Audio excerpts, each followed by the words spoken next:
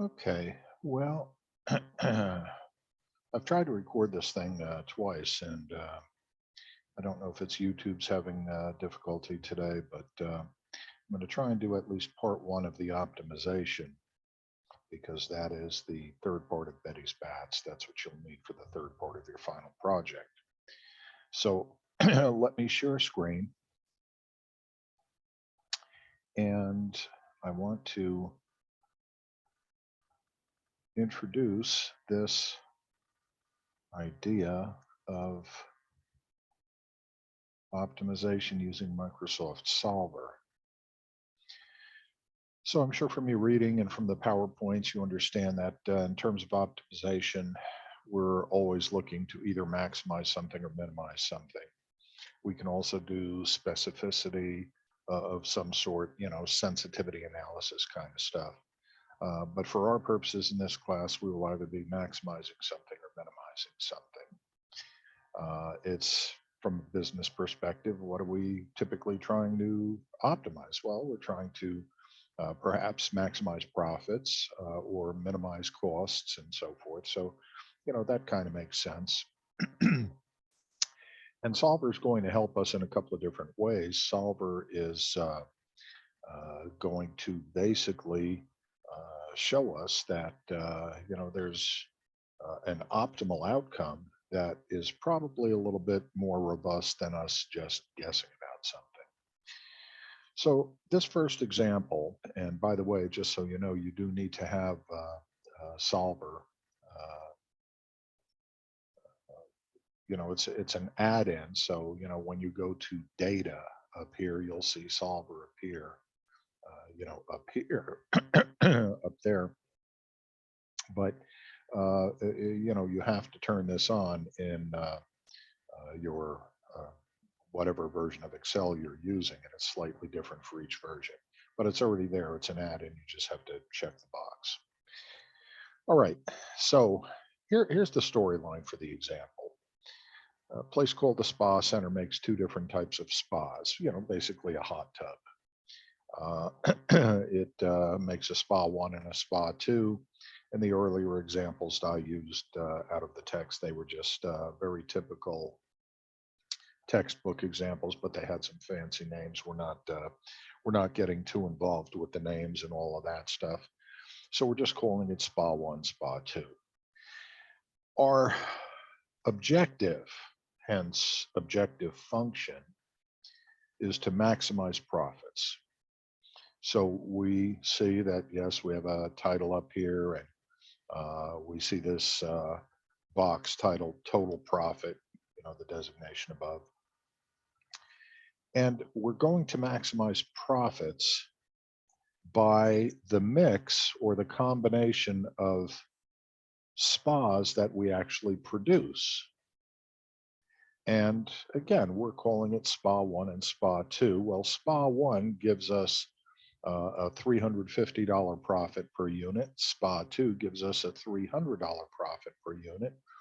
And if we had no limiting factors, no other constraints, nothing else to consider, well, duh. Make Spa 1s because it's got a bigger profit number. That's how you maximize profit. And would that things were so simple, but they're not. And, we must know that. Because ultimately there are some influencing factors, some constraints, things that limit what we may think we want to do. And those in this example are these here. I call them our consumables. But we have, for example, 200 pumps. We have 1,566 feet of tubing. And we have 2,880 hours of labor. That's what we have available to us. That's all there is. So whatever we decide to do, whatever mix and match between these two spas toward the end of maximizing profit, we can't go over this. We can use all of it. We can use some of it. We just can't go over it. So I created a little box here for you, a little legend. And this thing is going to tell you that, look, when you go to set this thing up, this thing for Solver, when you go to set this thing up, the first thing is you need an outcome cell. call it a set cell, an answer cell, whatever, and that's this over here. So we are using the location D6, okay, D6. That's our outcome cell, our result cell. You'll notice when we click on that, so if I'm off over here, we don't see anything up here, but if I click on the outcome cell, we notice up there's some kind of an embedded formula. And that formula basically says, look, we get this total profit, this maximized outcome, by this formula, which is multiplying B6 times B5. Well, let's see what that is. B6, that's this 350, times B5, which is our first variable cell, plus C6 times C5.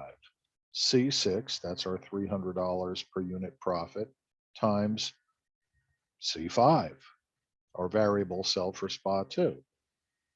All right, that's what's going to give us the profit, our result, our outcome. Subject to this stuff down here. And so it says step 1, assign this cell. We did that. Assign the variable cells. Well, we are using currently the array of B5 through C5. In other words, these two here. And we understand what the $sign means, right? In other words, it's kind of like absolute value. It's kind of like the, absolute location of those cells. And then we have something that we come to and it says, well, assign a non-negativity constraint. So we're doing a couple of things. Assign an outcome cell, assign our variables that are going to generate this outcome.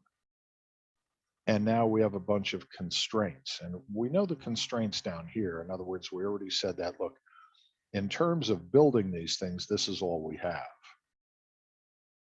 But there's something else that is listed here. It says, assign a non-negativity constraint to the array B5 through C5. In other words, to our variables.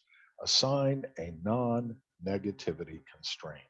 Oh, what can that be? Non-negativity. Think about this. Solver is a mathematical tool. It is going to use mathematics to generate the largest, again, optimize, maximize, or minimize. It's going to give us the maximum profit mathematically. I mean, Solver doesn't know what a SPA 1 is any more than you or I know what a SPA 1 is. But it's going to try and give us a maximum outcome. Here's the thing. Remember the number line? You got 0, then you got everything to the right of the number line is positive. 0, everything to the left of the number line is negative. Well, mathematically, Solver would attempt perhaps to say, look, let's make a negative 1,000 SPA 1s, and boy, that'll really boost the profit. Well, of course, we can't do that. You can't make a negative SPA. You can have 0. You can have some positive number of SPAs, SPA 1, SPA 2, whatever, but can't have a negative SPA. So we deal with that by assigning this thing called a non-negativity constraint. We say the array B5 through C5 must be greater than or equal to 0. Problem solved. In this example, we have one other constraint. Remember, I said these are our consumables. And we have pumps, tubing, and hours. Now let's look at this. We have 200 pumps available. And when we look over here, we see that SPA 1 uses 1 pump. SPA 2 uses 1 pump. Okay. 200 pumps. Each SPA 1 gives us $350 in profit. Each SPA 2 gives us $300 in profit. If there were no other constraints, just the pump constraint, just intuitively, what would I choose? Well, I'd make 200 SPA 1s and 0 SPA 2s. That's easy. We see that. But again, it's not quite so simple. Now we add the tubing constraint. We find that each SPA 1 uses 9 feet of tubing. Each SPA 2 uses 6 feet of tubing. Well, that's different. That's going to influence possibly our thoughts on this. And then we have the labor constraint. Each SPA 1 uses 12 hours of labor. Each SPA 2 uses 16 hours of labor. All right. We could probably, well, not probably, we could resolve this algebraically. We could use calculus. We could do a lot of things. We could probably even look at this, do a little bit of quick arithmetic in our head and say, I see this. Okay, what's with 3 constraints? What if we had 300 constraints, 3,000 constraints, 300,000 constraints? Some major project, some major production environment. You get the idea. Well, then it's not so simple. Then we need a tool like Solver to help us. So that's what we're going to do. We are going to call down Solver, and some of this I have filled out already. And the first thing it says is, okay, set the objective and the outcome cell, or the objective cell. Well, we did that. We said we're using D6. Okay, that's what it is. What's our objective function? Well, do we want to minimize something or maximize something? Well, in this case, we want to maximize something. Maximize profits. We could be minimizing costs, as we will in another example. Or with sensitivity analysis, we could pick a specific result that we are targeting for some reason. But again, in this class, we're going to minimize or maximize. By changing the variable cells. Now, we've already established what those cells, that's this array here. Okay, B5 through C5. So maximize, in this case, profits, put the answer over here and get that answer by changing the variable cells. That's what this is. Subject to, and that's the catcher, a non-negativity constraint, which we just spoke of, and a less than or equal to in terms of our consumables. And if we do it right and we hit solve, let me move this out of the way, we see that in this example, our maximum possible profit is $66,100, and we will be making 122 SPA 1s and 78 SPA 2s. We will use all of the pumps, all of the tubing, and almost all of the labor hours. Quick, efficient, accurate, optimized. All right, let me restore the original values there. So what I want us to do, that being a euphemism for all of you, what I want you to do, and this is your tasking. First thing I want you to do is bring this up from the contents section. Make sure all these things are in place. You know, the formulas, there's an embedded formula there. There's an embedded formula, you see up here? There, there, there, nothing here, nothing there. So make sure you've got all that in there. Pull down Solver, fill these things in correctly, and when you add a constraint, which I'll show you in the next example in part 2, because this is already done for you, you're simply hitting the add box, and a different box will pop up and you'll plug in the correct information, and I'll show you that in the next example. But this is the first part of what I want you to do.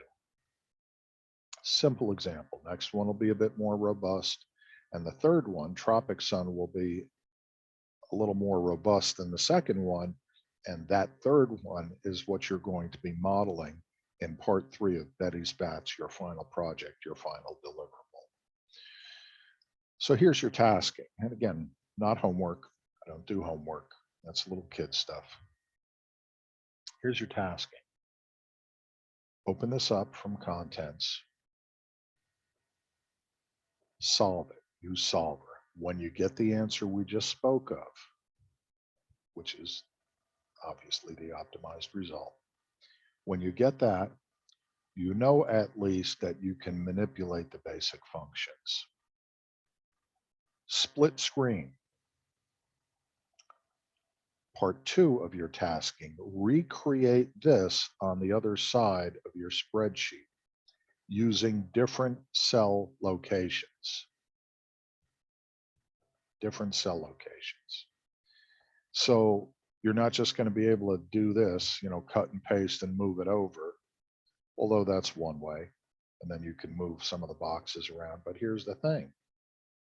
No matter where you put your answer cell, no matter what cells you use for your variables, how you set your constraints and so forth up, and then pull down solver, using all of this same data, these same numbers, the profit numbers, the consumables numbers, when you hit solve, you should get exactly the same result. Now, when you don't, or presumably if you don't, go back to this one, which will be on the left-hand side of your screen that you already solved, and just go through your blocks versus this. Click the answer cell here, click your answer cell. See what it says here. Oh, to get the answer, it's B6 times B5, B6 times B5, plus C6 times C5. Well, if you move the result cell and didn't note it, that's a problem. If you put the formula into the results cell, only you move this from B5 and C5 and B6 and C6 to something over here, K or L or M or something, make sure you adjust the formula. What's my point? My point is to get you to be able to manipulate this. And if you do this, you get this simple one, the next one will be easy as well. And the third one, Tropic Sun, will be almost as easy. Not quite, but almost as easy. If you give this the old, yeah, whatever he said, I'm not really going to do this. I'm just going to cut and paste, move this down. Okay, terrific.